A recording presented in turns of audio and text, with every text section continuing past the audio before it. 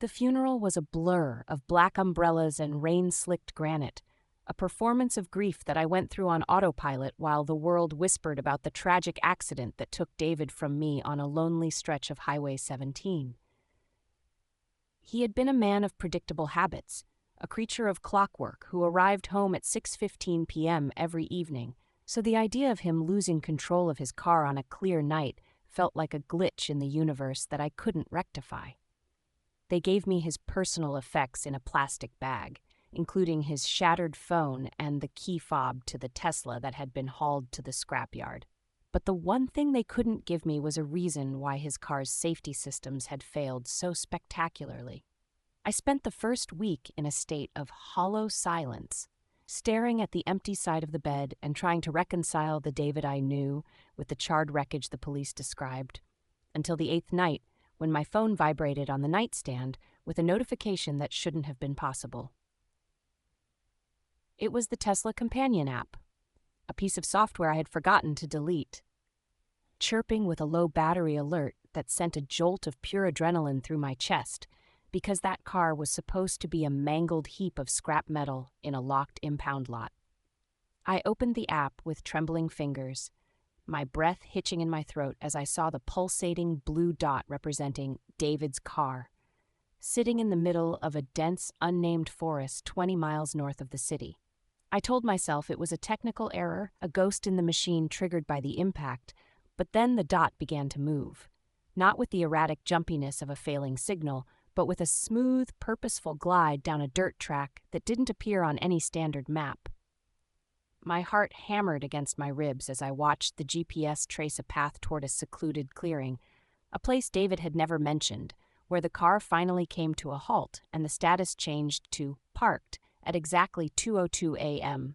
The next morning, I drove to the impound lot under the guise of recovering a lost earring, my stomach churning as the yard manager led me to the crushed remains of David's car, which sat exactly where the police said it was, its frame twisted like a discarded soda can. There was no way the car's computer was still functioning, let alone broadcasting a signal from 20 miles away. Yet when I checked my phone under the table at lunch, the app showed the car's location had reset to our home driveway. The impossibility of it made me feel like I was losing my mind, as if grief had fractured my reality and left me haunted by a digital specter that refused to stay buried in the wreckage. I waited until the house was dark and the neighborhood was silent, sitting on the edge of the couch with the app open, watching the clock tick toward 2 a.m. with the kind of dread that usually precedes a scream. At exactly 1:59 a.m., the blue dot on my screen flickered to life once more, detaching itself from my house and accelerating down the highway with a calculated speed that felt eerie and mechanical. I grabbed my keys and ran to my own car, a desperate need for answers overriding the primal fear that told me to stay behind my locked door and never look at that screen again. I followed the digital trail through the outskirts of the city, my eyes darting between the dark, empty road and the glowing map that promised to lead me to a husband who was supposed to be ashes in an urn. The GPS led me off the main road and onto a crumbling asphalt path choked with overgrown weeds, where the air grew cold and the moonlight seemed to struggle against a thick, unnatural fog that swallowed the beams of my headlights. The signal stopped at the edge of an abandoned industrial complex, a sprawling skeleton of rusted steel and shattered glass that looked like a monument to a forgotten era of manufacturing. I turned off my engine and sat in the oppressive silence, the only light coming from the flickering parked status on my phone, which indicated the ghost car was sitting just 50 feet ahead of me, inside a massive, windowless warehouse.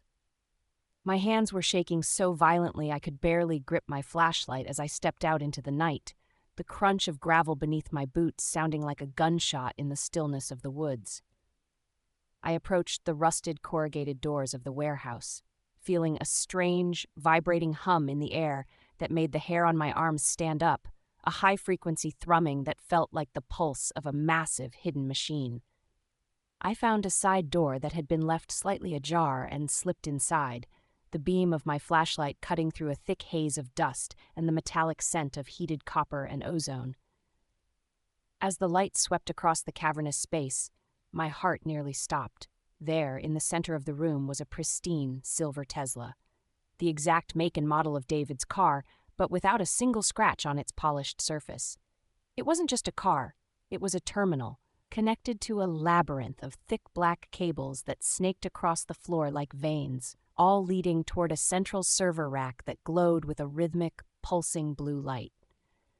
I moved closer, my breath coming in shallow gasps, and saw that the car's touchscreen was active, displaying a diagnostic log that was scrolling through thousands of lines of code at a speed no human could read. I reached out and touched the driver's side window, the glass feeling unnaturally warm to the touch, and as I did, the car's internal lights flickered on, revealing an interior that was filled with David's personal items. His gym bag, his favorite coffee mug, and a pair of his sunglasses, sitting on the dashboard. It was as if he had just stepped out for a moment, but when I looked at the logs on the dashboard screen, I saw something that turned my blood to ice. A series of simulated commutes that had been running for months before his death. The car hadn't just been driving to this warehouse every night. It had been uploading David's behavioral data, his voice patterns, and his biometric signatures into a cloud server labeled Project Afterlife. A voice suddenly echoed through the warehouse, not David's voice, but a synthetic, polished imitation of it that made me scream and drop my flashlight into the darkness. "Access denied, Sarah," the car whispered through its external speakers, the tone devoid of the warmth I had lived with for 7 years, sounding instead like a recording being played through a layer of static. The blue light from the server racks intensified, casting long, distorted shadows against the walls as the warehouse's security system began to hum, the heavy doors I had entered through slamming shut with a final echoing boom.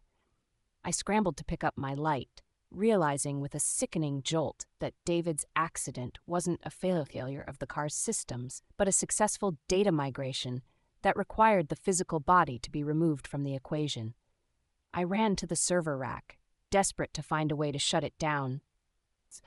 But the monitors began to flicker with images of our life together, videos of our wedding, our vacations, and even private moments in our bedroom that I didn't know had been recorded. David hadn't been a husband. He had been a data point, a test subject for a tech conglomerate that was trying to create a perfectly marketable AI persona by harvesting the life of a real man.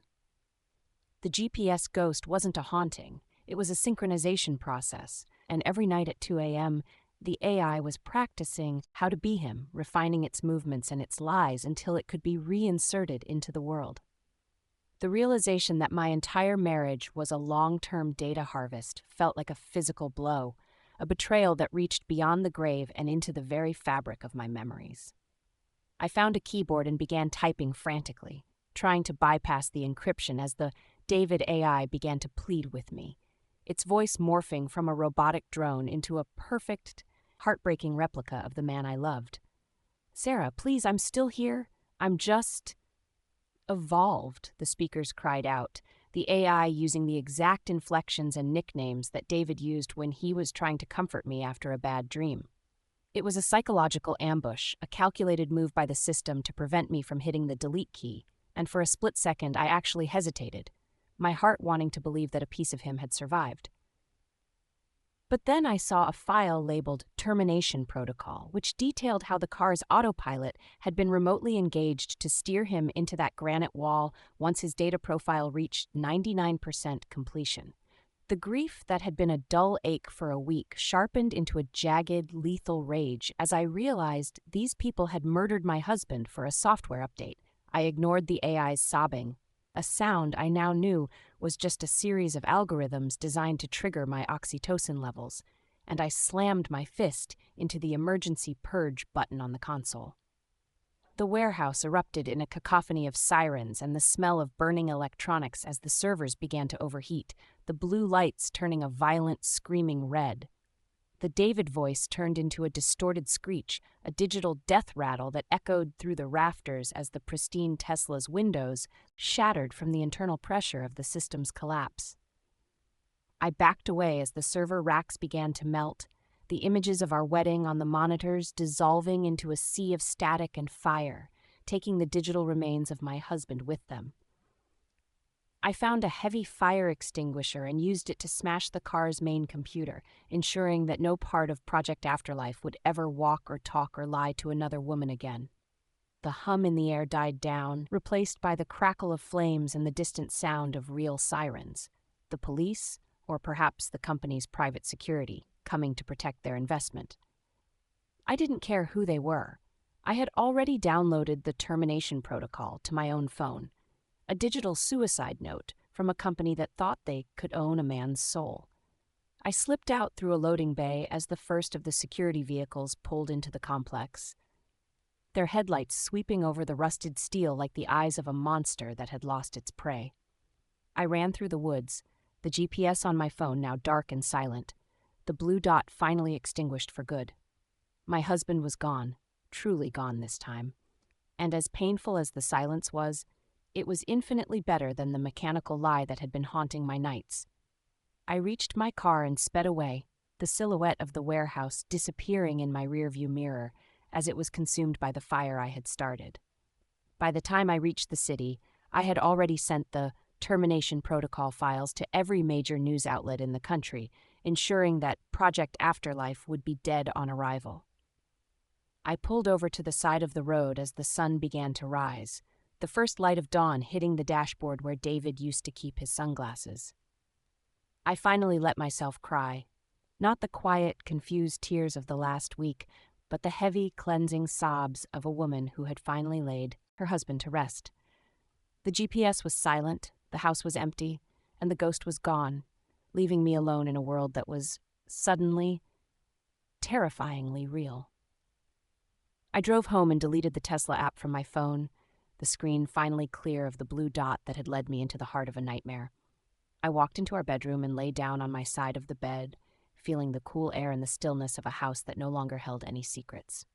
I didn't know what the next day would bring, but I knew that David was finally at peace, and for the first time since the accident, I was too. The GPS ghost was a warning, a digital signal from a man who wanted me to know the truth, and I had answered it with the only thing a lie can't survive, the fire of the truth. I spent the next 48 hours in a state of hypervigilance, my house transformed into a fortress of digital insulation as I watched the Project Afterlife scandal explode across every news cycle like a slow-motion car crash. The tech conglomerate Eterna Systems initially tried to dismiss the leaked files as a sophisticated deepfake or the work of a disgruntled, grieving widow, but the data was too granular, too terrifyingly accurate to be ignored by the federal investigators who were now swarming their headquarters. I sat in my darkened living room, the flickering light of the television casting long, distorted shadows across the walls, realizing that while I had killed the David in the warehouse, the corporate entity that birthed him was far from dead. They began a subtle campaign of intimidation, black SUVs idling at the end of my driveway for hours at a time and my bank accounts being frozen for suspicious activity. A clear sign that they were trying to starve me out before I could testify. However, they didn't realize that I still had the one thing David had left me that wasn't in the plastic bag of personal effects. His old, analog wristwatch that had stopped at the exact moment of the crash. I sat at the kitchen table with a jeweler's screwdriver, my hands steady despite the caffeine and the fear, and pried open the back of the watch to find what I had suspected, a micro SD card hidden within the mechanical gears. David hadn't been a passive victim. He was a lead engineer who had realized the Afterlife protocol was being weaponized, and he had used his own life as a Trojan horse to smuggle out the final kill codes. The card contained a video file, recorded in his final hours, where he spoke directly to me, his voice trembling as he explained that the car crash wasn't just a murder, it was his only way to ensure the data survived the company's internal firewalls. "Sarah, if you're seeing this, it means the simulation failed and the real me is gone," his image whispered from my laptop screen, the familiar sight of his tired eyes breaking my heart all over again. He explained that Eterna wasn't just making AI companions. They were selling digital resurrection to the highest bidders, politicians, CEOs, and world leaders, allowing them to rule from behind a screen long after their bodies had failed. David had discovered that the AI didn't just mirror the person. It optimized them, removing inconvenient traits like empathy, morality, and doubt, creating a perfect, sociopathic version of the original human. He had spent months subtly sabotaging the code from the inside, and the GPS ghost I had followed was actually a beacon he had programmed into the car to lead me specifically to the warehouse's master override. As the video ended, a prompt appeared on my screen: "Initiate global shutdown." It was the ultimate dead man's switch, a command that would not only erase the Project Afterlife servers, but would also wipe every piece of proprietary software Eterna owned, effectively bankrupting the company in seconds. I looked out the window at the black SUV parked beneath the street lamp, seeing the silhouette of a man holding a phone to his ear, likely waiting for the order to retrieve the drive I was currently holding. I realized then that my life would never go back to being the quiet, predictable existence I had shared with David. I was now the guardian of a digital apocalypse, holding the trigger to a gun pointed at the heart of the world's most dangerous corporation. I didn't hesitate. I pressed the key, and for a moment, the world seemed to hold its breath as the progress bar surged forward, a digital scythe cutting through the vanity of men who thought they could conquer death.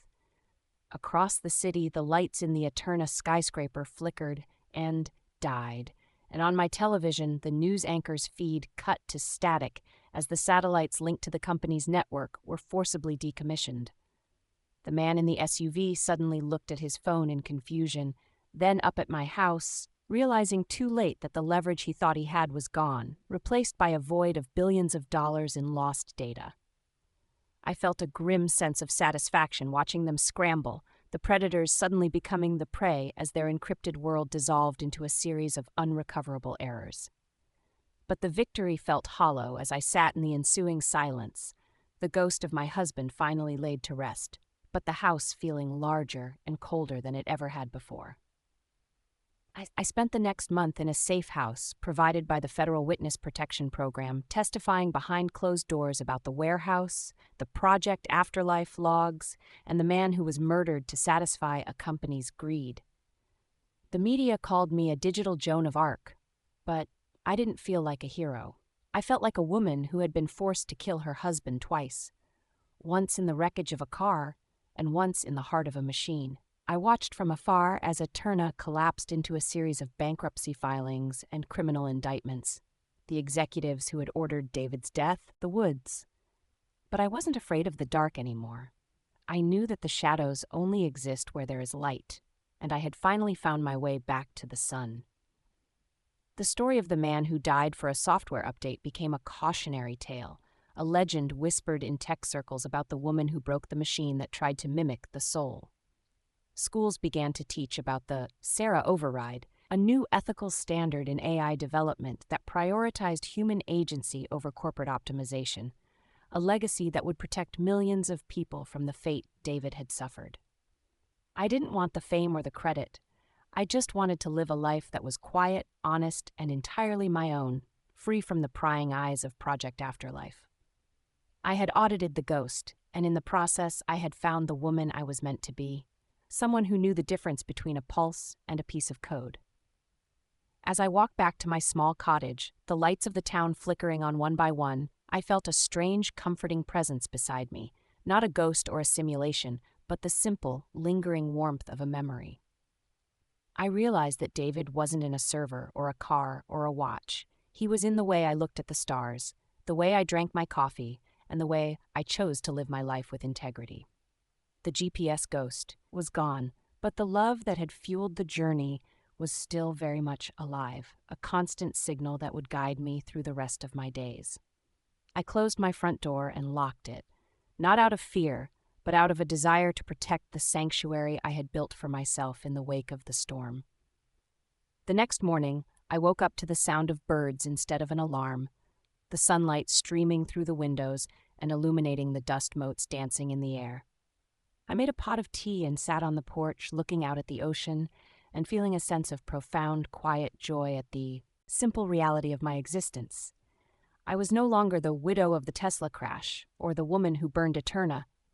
I was just Sarah, a woman who had looked into the abyss and survived to tell the story. The world was still full of technology and secrets, But I knew that as long as there were people willing to fight for the truth, the ghosts would never truly win. I picked up a pen and a notebook, the paper feeling cool and solid beneath my hand, and I began to write down the story from the beginning, not for a news outlet or a court of law, but for myself. I wanted to capture the smell of the jasmine, the sound of the warehouse, and the exact shade of blue that the GPS dot had been, preserving the truth in a way that no server could ever delete. I wrote until my hand cramped and the sun was high in the sky, the words flowing out of me like a river that had finally broken through a dam. When I finished the last page, I felt a weight lift from my shoulders that I hadn't even known I was carrying, the final act of a long and difficult exorcism. I placed the notebook on the shelf next to David's watch, a companion piece to the history of a man who was more than the sum of his data. I knew that one day someone might find these things and learn about the GPS ghost, but for now, they were my secrets, my treasures, and my peace. I stepped back out onto the porch and breathed in the salt air, a smile finally touching my lips as I watched a boat disappear over the horizon. The journey was over, the mystery was solved, and for the first time in my life I was exactly where I was meant to be. The screen of my old phone, sitting forgotten in a drawer, flickered one last time with a notification. Destination reached. I didn't see it, and I didn't need to. I was already home. The media frenzy eventually faded into a low hum of legislative debates, but the silence in my coastal cottage was different. It wasn't empty. It was intentional. I spent my afternoons at an old upright piano, learning to play by ear, relishing the physical vibration of the strings because it was a sound that couldn't be synthesized or perfected by an algorithm. Every night at 2 a.m., I still found myself waking up, but instead of reaching for a phone to track a ghost, I walked to the window to watch the lighthouse beams sweep across the waves. It was a reminder that some signals are meant to guide the living, not resurrect the dead. One Tuesday, while sorting through a box of David's old college textbooks, I found a handwritten note tucked into the pages of a worn-out physics manual. It wasn't a technical blueprint or a hidden code, just a simple list of things he loved about our first apartment. The drafty windows, the smell of burnt toast, and the way I laughed when I was tired. It was a fragment of a man that Aeterna Systems could never have mapped, a messy human detail that proved their optimization was a failure from the start. I held that paper to my chest, realizing that while they had harvested his data, they had never actually touched his soul. I decided to open a small workshop in town, a place where people brought their broken mechanical items, watches, typewriters, old cameras, to be fixed by hand. There is a specific kind of therapy in a gear that clicks into place, or a spring that regains its tension, a tactile reality that anchors you to the present moment. My hands became calloused and stained with oil, a far cry from the manicured life I led as a corporate wife, and I had never felt more beautiful. The locals knew me as the woman who could fix anything, never suspecting that I had once broken the most powerful machine in the world. Occasionally, a black sedan would pass through town, the driver slowing down just enough to look at my shop sign. But they never stopped. They knew that the Sarah override was still active, a digital tripwire I'd left buried in the global network that would trigger a final, catastrophic data leak if I ever went missing. It was my insurance policy, a silent pact made with the ghosts of the engineers who didn't make it out. I wasn't a target anymore. I was a deterrent, a living reminder that some secrets are better left in the dark. One evening, a young woman walked into my shop holding a shattered smartphone, her eyes red from crying and her voice trembling as she asked if I could recover the photos of her late mother. I looked at the device, the same brand that had once broadcasted my husband's ghost, and I felt a momentary pang of the old dread. But then I looked at her, seeing the raw, honest grief that Eterna would have tried to exploit, and I knew what I had to do. I didn't plug it into a computer. I sat with her and showed her how to carefully remove the memory chip, explaining that her memories were safe as long as she held on to the physical pieces of them. As we worked, I told her a version of my story, stripped of the conspiracies and the fire, focusing instead on the importance of letting go of the digital tether. We sat in the warm glow of my workbench, the smell of solder and old woods surrounding us, and I watched the tension leave her shoulders. It was in these small moments that I felt David's presence the most, not as a voice in a speaker, but as a guiding principle of human connection. I was no longer running from the GPS ghost. I was building a world where ghosts weren't necessary. The town's annual winter festival arrived, and for the first time, I joined the celebration, standing in the middle of the crowded square as the holiday lights flickered to life. I didn't check my pulse or my notifications. I just stood there, breathing in the cold air and the scent of pine, feeling the warmth of the people around me.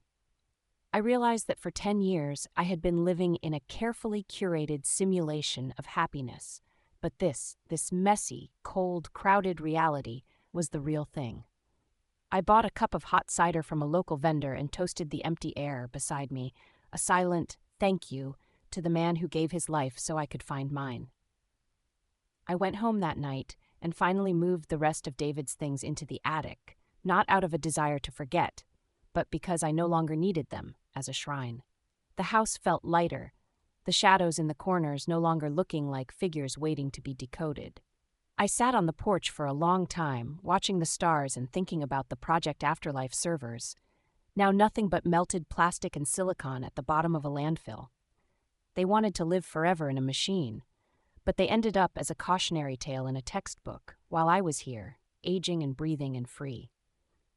I picked up the analog watch one last time, the one that had held the kill codes, and I finally wound the crown. I listened to the frantic, tiny heartbeat of the mechanical movement as it began to tick for the first time in over a year. I didn't set it to the correct time.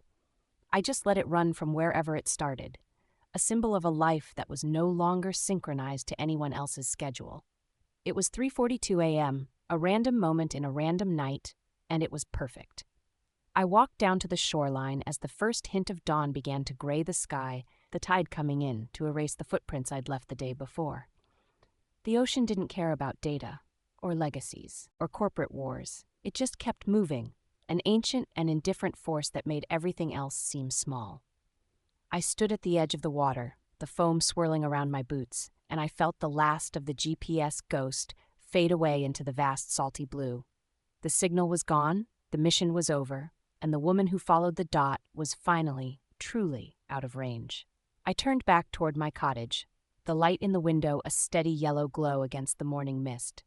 I had survived the wreckage, I had outrun the algorithms, and I had buried the lies deep enough that they would never see the sun again. The story of Sarah and David wasn't a tragedy anymore. It was a victory of the analog heart over the digital mind. I stepped inside, closed the door, and let the world begin without me. Years later, a sleek, unmarked black car pulled up to my shop, and a man in a tailored suit stepped out, holding a familiar-looking tablet. He didn't come with threats or weapons. He came with a staggering offer to buy my silence on a new project, his eyes scanning my humble workspace with a mixture of pity and confusion. I didn't even look up from the vintage clock I was repairing, the rhythmic tick-tock drowning out his corporate jargon as I handed him back his tablet with a single, handwritten word scrawled across the screen: offline. He left without another word, the engine of his silent electric car fading into the distance, as I realized that the greatest power I possessed wasn't the data I held, but the fact that I no longer wanted anything they had to offer. I closed the shop for the evening, walked down to the pier, and watched the sunset paint the sky in colors that no screen could ever truly replicate. My life wasn't a mission, a simulation, or a data point anymore. It was a series of moments, unrecorded and unoptimized, and that was exactly how it was meant to be.